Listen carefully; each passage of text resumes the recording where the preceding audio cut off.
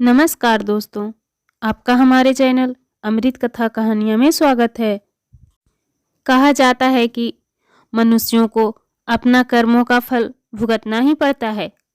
एक राजा था, वह बहुत ही धर्मात्मा और न्याय करने वाला था और वह भगवान का बहुत बड़ा भक्त था। उसने ठाकुर जी की मंदिर बनवाया और एक ब्राह्मण का उसका पुजारी नियुक्त किया। वह ब्राह्मण बहुत ही अच्छा और धर्मात्मा था। वह राजा से कभी भी कुछ नहीं मांगता था। उसके स्वभाव पर राजा भी बहुत प्रसन्न थे और उसे मंदिर में पूजा करते 20 वर्ष हो गए थे। उसने कभी राजा से किसी प्रकार का कोई प्रश्न नहीं किया। फिर एक दिन राजा को पुत्र पैदा हुआ। उसने उसे पढ़ा लिखा कर बहुत विद्वान बनाया और उसकी शादी एक सुंदर राजकन्या से कर दी। शादी के रात को राजकन्या को नींद नहीं आई और वह इधर उधर घूमने लगी। जब वह अपने पति के पलंग के पास आई तो उसने देखा कि हीरे जवाहरात से जड़ी एक तलवार वहां रखी है।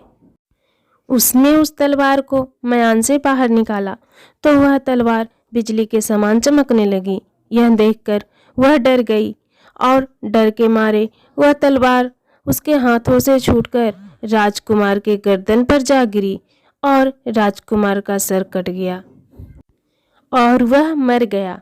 वह राजकन्या अपने पति के मरने से बहुत दुखी हुई और वह यह सोचकर बहुत डर गई थी कि अगर मैं सबको सच बताऊंगी तो कोई भी मेरा बात पर विश्वास नहीं करेगा। सुबह होते ही राजकन्या विलाप करने लगी और कहने लगी कि मेरे पति को कोई मार गया। लोग इकट्ठा हो गए और राजा भी आ गया।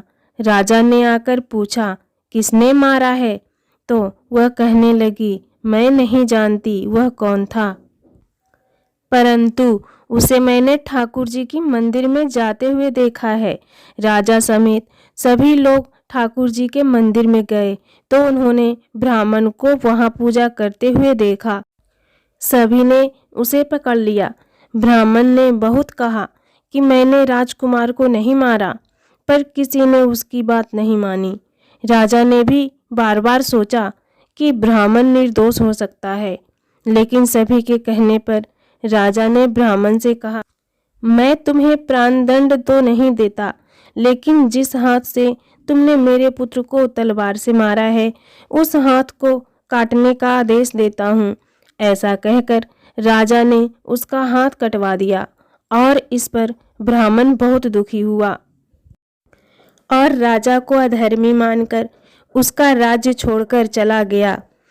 उसने बहुत खोज की कि कोई विद्वान ज्योतिषी मिले तो अपने बिना किसी अपराध हाथ काटने का कारण उनसे पूछे।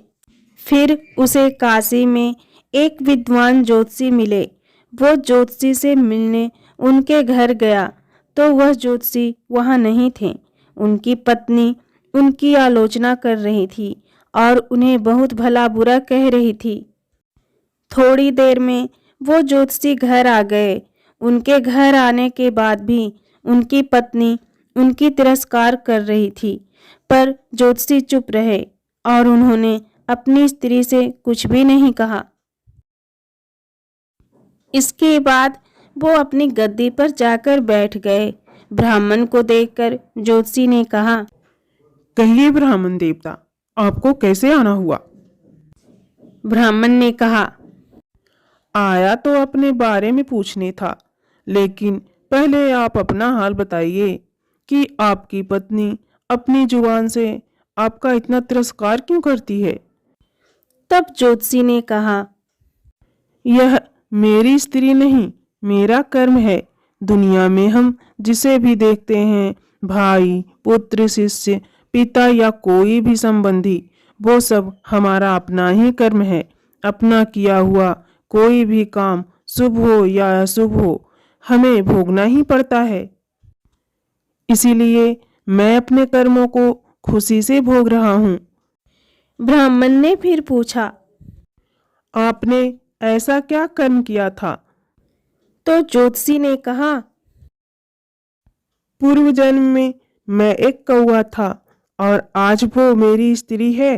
वो एक गधी थी जिसकी पीठ पर एक फोड़ा हो गया था और फोड़े की पीड़ा से वह बहुत दुखी थी।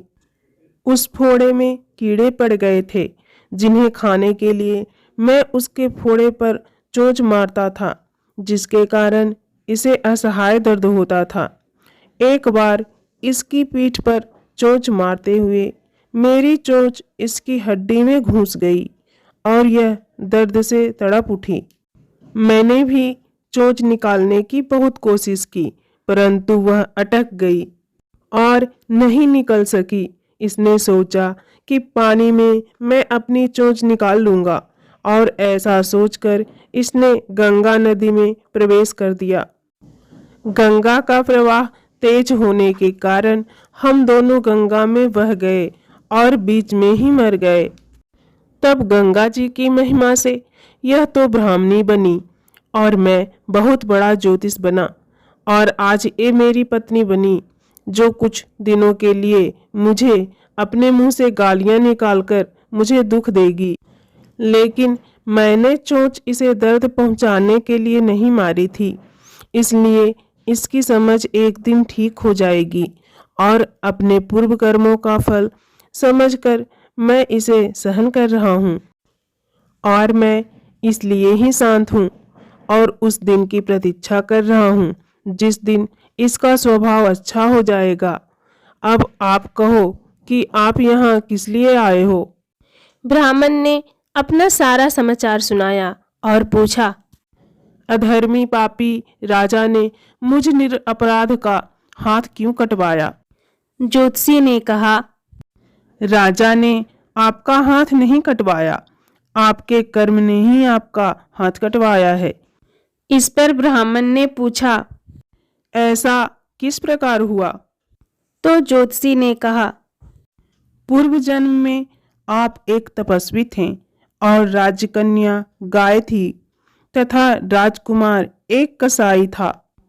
जब कसाई गाय को मारने लगा तब गाय अपनी जान बचाकर आपके सामने से जंगल में भाग गई।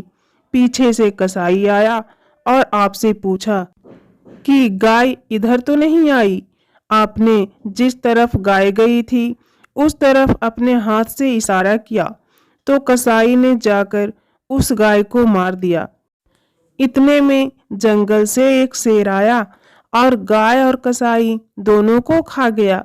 कसाई को राजकुमार और गाय को राजकन्या का जन्म मिला एवं पूर्व जन्म में किए हुए कर्म ने एक रात्रि के लिए उन दोनों को इकट्ठा किया, क्योंकि कसाई ने गाय को हंसिए से मारा था।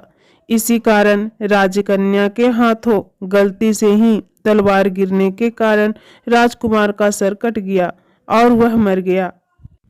इस तरह अपना फल देकर कर्म निर्वित हो गया और तुमने हाथ का जो इशारा किया था उस पाप कर्म ने ही तुम्हारा हाथ कटवा दिया।